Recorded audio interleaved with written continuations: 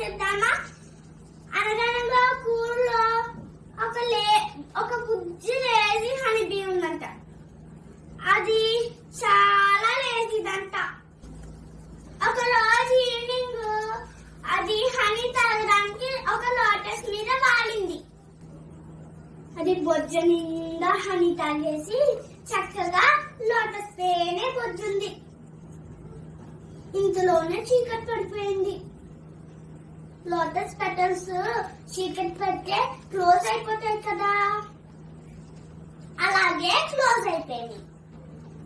అప్పుడు honey bee రేపు morning అయితే పెటల్స్ ఓపెన్ అవుతాయి కదా, అప్పుడు వెళ్ళిపోవచ్చు కదా, అప్పుడు దాకా ఇక్కడే బొజ్జుందామని హ్యాపీగా బొజ్జుంది.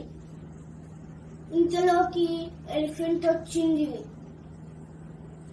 ఎలిఫెంట్ ఆ వాటర్ లో కొంచెం సేపు ఆడుకుని అక్కడ లోటస్ ని తన ట్రంక్తో పైకి లేపి ఇలా ఇలా ఇలా ఇలా ఊపి కిందే తొక్కింది. ఇంకేముంది, మన హనీబీ కూడా చచ్చిపోయింది. ఇప్పుడు దీన్ని బట్టి మనకి ఏమర్థమైంది? అస్సలు లేజీగా ఉండకూడదు, ఎప్పుడు యాక్టివ్గా ఉండాలి. ఎప్పుడు పని అప్పుడే చేసుకోవాలి.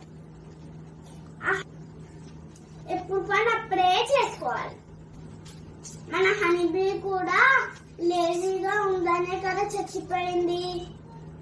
హనీ తాగిన వెంటనే వెళ్ళిపోతే ఇంట్లో హ్యాపీగా బొజ్జుంది కదా,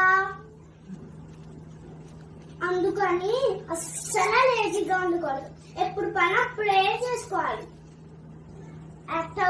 యాక్టివ్ గా ఉంటే మనం మెంటల్ గా ఫిజికల్ గా కూడా స్ట్రాంగ్ గా ఉంటాం.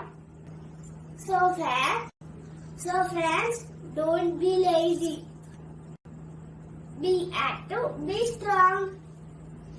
Thanks for watching. Please like, share and subscribe to our channel. Stay home, stay safe. Bye bye.